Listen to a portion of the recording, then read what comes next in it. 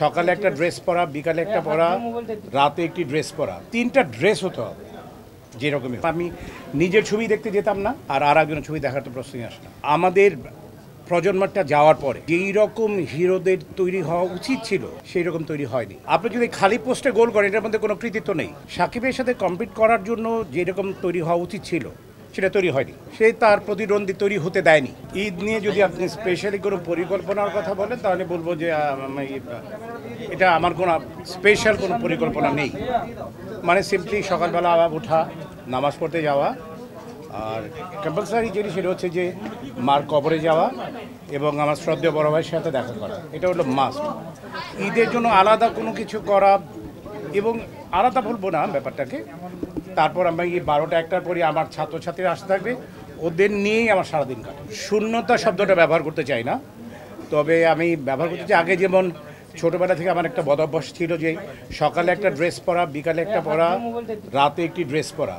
এটা মাঝে মাঝে মনে হয় যে এখন তো মনে হয় সেই রকম হয় না, তাও কেনা হয়, কিন্তু ওই ছোটোবেলার যে অনুভূতিটা সেটা বড় হলে আনডাউটলি একই রকম থাকার কথা না। বাট স্টিল দ্যাট আমি বলবো যে ওইটা মিস করে নেওয়ার সময় সকালবেলা একরকম ড্রেস পরে খেলাধুলা করা, ওইটা মনে হয়ে যাওয়ার পর আর একটা ড্রেস পরা। ইভেন এটা আমার ব্যাপার ছিল যে জোর করে হলে পরও বাবা মার কাছ থেকে 3টা ড্রেস নেয়া, এটা অনেক দামি হতে হবে। ইট ওয়াজ নট লাইক দ্যাট, ব্যাপারটা সেরকম না, বাট 3টা ড্রেস হতে হবে যেরকমই হোক, এটা মিস করি মাঝে মাঝে। তাছাড়া বলি যে আল্লাহ যেরকম রেখেছেন কোয়াইট গুড। ট্রু সেন্স ওইরকম আমার ছবি দেখা হয় না, যেহেতু ছবি দেখা হয় না। সো আপনি যে প্রশ্নটি করেছেন যে যেসব ঈদের ছবি আসবে আমি কোনটা দেখবো বা সেই ধরনের মনোবৃত্তি আছে কি না, না।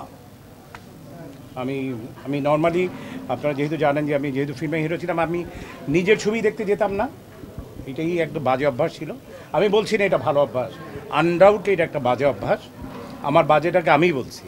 আমি নিজের ছবি দেখতে যেতাম না, আর একজনের ছবি দেখার তো প্রশ্নই আসে না। সো ইন ট্রু সেন্স আসলে আমাদের প্রজন্মটা যাওয়ার পরে, আমি মান্না সাহেব, রিয়াজ, ওই গ্রুপটি যাবার পরে যেই রকম হিরোদের তৈরি হওয়া উচিত ছিল ইন ট্রু সেন্স আমার দৃষ্টিতে সেই রকম তৈরি হয়নি।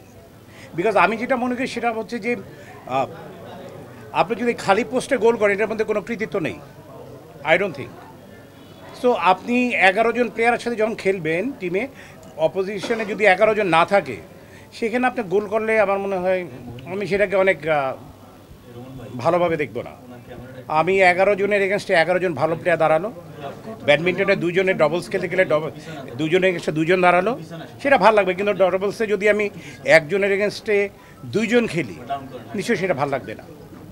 সো আমি বলতে চাচ্ছি যে এখানে আমাদের যেরকম আসলে আমাদের ওইটা যাওয়ার পর যেরকম তৈরি হওয়া ছিল, আপনি যার কথা বলেছেন সাকিবের সাথে কম্পিট করার জন্য যেরকম তৈরি হওয়া উচিত ছিল সেটা তৈরি হয়নি কেন সেটা আপনারাও জানেন, আমিও জানি। যাই হোক, এই বিষয়ে কথা না বলি আমরা, বাট কিছু কিছু সময় you have to speak the truth. আমি বলছি না খালি পোস্টে গোল দিচ্ছে, এটা সম্ভব না। বিকজ আনডাউটলি বলবো যে হি ইজ ব্লেসড বাই আল্লাহ, নাহলে এই জায়গাটায় যেতে পারতো না সে। বাট একটি সময় ছিল তার প্রতিদ্বন্দ্বী ছিল, তারপরে আমি বিশ্বাস করি সে তার প্রতিদ্বন্দ্বী তৈরি হতে দেয়নি। কেন দেয়নি সেটা আপনারা জানেন, আমি বলবো না। আপনারাই বলেন আমাকে সাকিবের এগেন্সে কোনো প্রতিদ্বন্দ্বী নেই কেন, এই প্রশ্নটা আপনারা নিজেরা কখনো বলেন না কেন? সব সময় আমি বলি প্লিজ, যেহেতু আপনি প্রশ্ন করেছেন, সব সময় আমাদের উপরে কেন ছেড়ে দেন? আমি সব সময় যেটা বলতে চাই সেটি হচ্ছে যে pain is mightier than the sword. এটা আমরা সকলেই জানি। আপনাদের লেখনির উপরে কোনো কিছু হতেই পারে না, আপনারাই তো কখনো কোনো কিছু লেখেন না। শুধু আমাদের উপরে ছেড়ে দেন, আমরা কেমনে একটা কথা বলবো সেটাকে ধরে আরও 10 জনে কেমনে গুতাগুতি করবো, আমরা সেই চিন্তার মধ্যে আমরা থাকি। বাট আমি মনে করি যে কোনো রকম কারো বিরুদ্ধাচরণ না করেও অনেক সুন্দর কিছু লেখা যায়, আরেকজনের ব্যাপারে কথা বলা যায়। সেটার পাশাপাশি কেন তৈরি হয়নি এই ব্যাপারটি যদি আপনারাও কিছু কিছু সময় বিশ্লেষণ করতেন বা আপনারাও এটা নিয়ে যদি অনেক লেখালেখি করতেন, তাহলে এই শূন্যতা তৈরি হতো না কখনো।